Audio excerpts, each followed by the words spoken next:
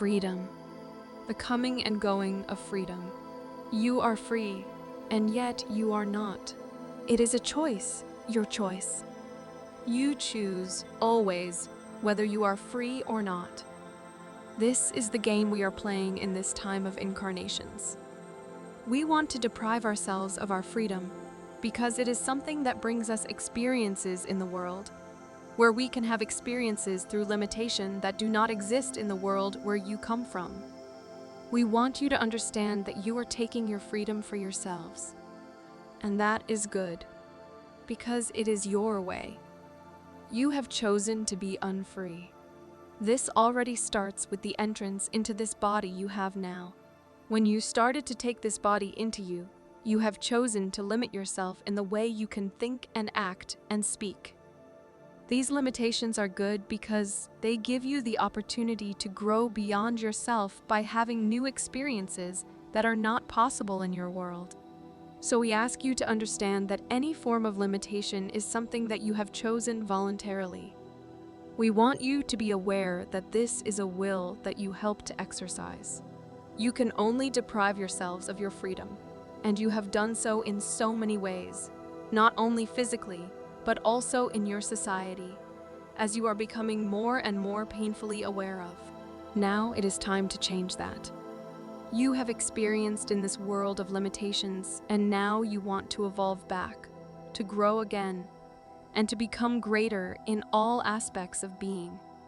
So it is now time for the call for freedom to become greater and greater, at all levels of being in your world, and especially in your hearts, calling to be set free again, and to let go of the dirt they have accumulated. It is now that the world will move bit by bit into freedom, and the fixed constructs of control and attachment will retreat more and more, and a time will dawn in which you will be born in love and radiant unity, in freedom, and die in freedom.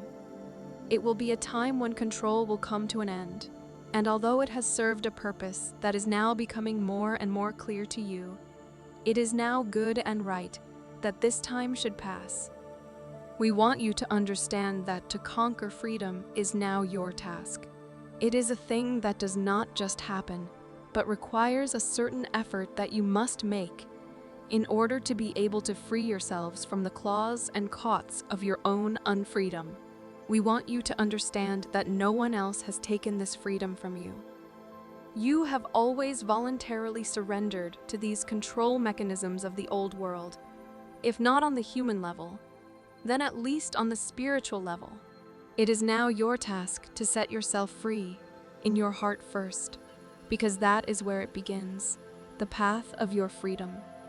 When you free the heart, you give the push towards freedom in the material world. Now move, my dear children.